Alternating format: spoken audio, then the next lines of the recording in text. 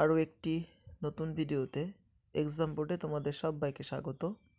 আজকের এই ভিডিওটির নিবেদন শুধুমাত্র এএলপি, এনটিপিসি, গ্রুপ ডি এবং টেকনিশিয়ান নয়, সঙ্গে আরপিএফ এবং অন্যান্য এক্সামে যে সমস্ত জেনারেল সায়েন্স থেকে প্রশ্নগুলো সচরাচর এসে থাকে সেই সমস্ত প্রশ্নগুলো নিয়েই এখানে প্রতিনিয়ত সিরিজ হিসেবে ভিডিও আপলোড করা হবে।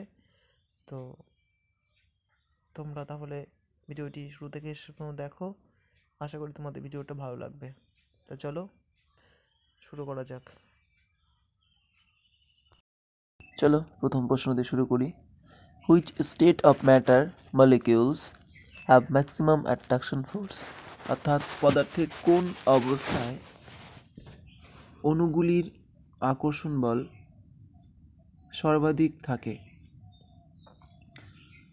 উত্তর সলিড। অর্থাৎ সলিড অবস্থাতে কিন্তু অণুগুলির মধ্যে অ্যাট্রাকশন বল সব থেকে বেশি থাকে। চলো 2 নম্বর। How many state of matter have been determined by scientist so far? এখনও পর্যন্ত বিজ্ঞানীদের দ্বারা পদার্থের কটি অবস্থার কথা জানা গেছে? অর্থাৎ আমাদের পৃথিবীর যে পদার্থগুলো আছে সে পদার্থ ঠিক কটি অবস্থাতে এই পর্যন্ত খোঁজ পাওয়া গেছে সেটাই। উত্তর 5টি। সেগুলো কি কি? একটা solid, liquid, gases, Einstein and plasma. চলো পরের কোশ্চেনটি। Diffusion occurs in which extreme intensity? বলছে কোন ঘনত্বে ডিফিউশন সংঘটিত হয়ে থাকে? উত্তর গ্যাসেস।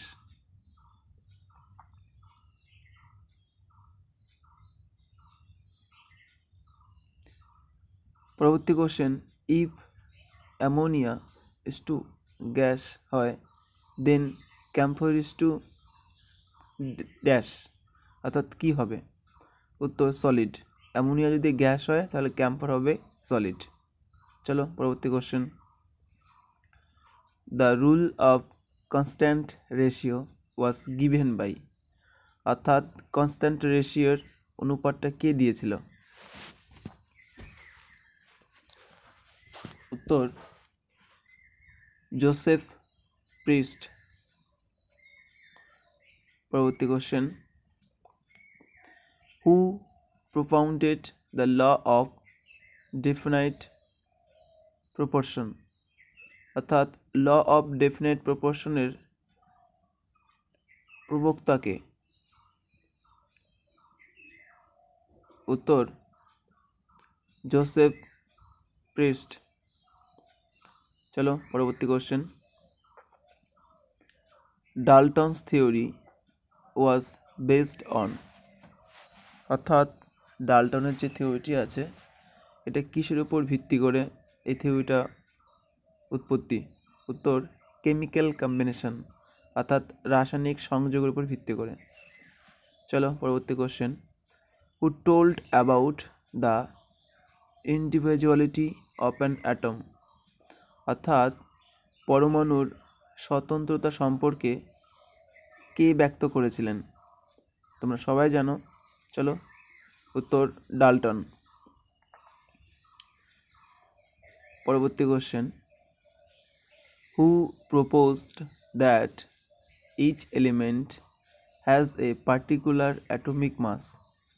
অর্থাৎ কে বলেছিল যে প্রত্যেকটি পরমাণুর একটা বিশেষ ভর বর্তমান, অর্থাৎ বিশেষ ভর রয়েছে? উত্তর ডাল্টন বলেছিল এটা। চলো পরবর্তী question, which scientist provided the basic theory about the nature of matter? অর্থাৎ পদার্থের প্রকৃতির ব্যাপারে বেসিক থিওরি কে প্রদান করেছিল? উত্তর জন ডাল্টন পদার্থের বেসিক থিওরি সম্পর্কে বলেছিলেন।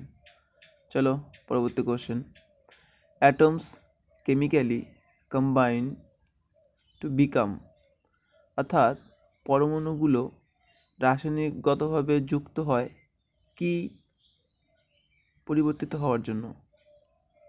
উত্তর মলিকিউলস, অর্থাৎ অ্যাটমগুলো যুক্ত হয় মলিকিউল তৈরি হওয়ার জন্য। পরবর্তী question, how many molecules of water are present in 1 molecules of copper sulphate, অর্থাৎ এক অণু কপার সালফেটের মধ্যে কতগুলো জলের অণু বর্তমান? উত্তর 5টি, কারণ হাইড্রোজেন আর কপার মিলে মোট 5টি আছে। The mass of nitrogen and hydrogen in ammonia is always in the ratio, অর্থাৎ অ্যামোনিয়াতে নাইট্রোজেন এবং হাইড্রোজেনের রেশিও কত? উত্তর 14:3, অর্থাৎ নাইট্রোজেন থাকে 14 ভাগ আর হাইড্রোজেন থাকে 3 ভাগ। পরবর্তী question, how many atoms are in a molecules of ammonia chloride, ammonia ক্লোরাইডের মধ্যে কতগুলো পরমাণু রয়েছে? দেখো NH আছে 4টি আর Cl একটা, মোট কত? 5টি, আর হাইড্রোজেন একটা 6টি, তাহলে মোট 6টি আছে। The atomic mass of calcium is, অর্থাৎ ক্যালসিয়ামের অ্যাটমিক মাস অর্থাৎ ভর কত? উত্তর 40টি। পরবর্তী কোশ্চেন, হু ডিসকভার্ড ক্যালসিয়াম, অর্থাৎ ক্যালসিয়াম কে আবিষ্কার করেছিল? উত্তর হামফ্রে ডেভি। চলো পরবর্তী question, which is the smallest particle of matter that has pre existence, অর্থাৎ পদার্থের ক্ষুদ্রতম পার্টিকেল কোনগুলো যেগুলো মুক্ত অবস্থায় বিরাজ করে থাকে? উত্তর মলিকিউলস।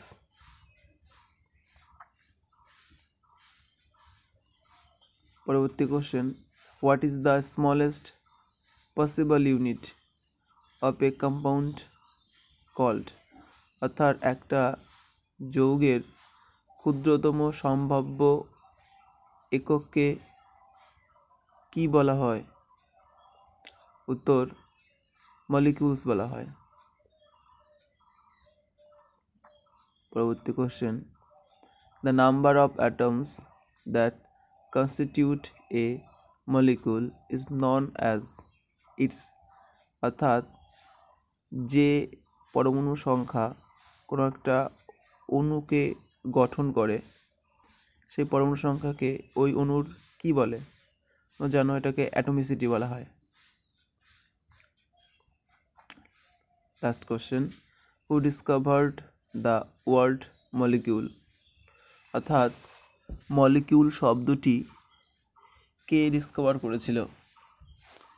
উত্তর ডেমোক্রিটাস। Thank you. যদি তোমাদের ভিডিওটি ভালো লাগে তাহলে লাইক অ্যান্ড শেয়ার করো। টাটা, খুব ভালো থেকো।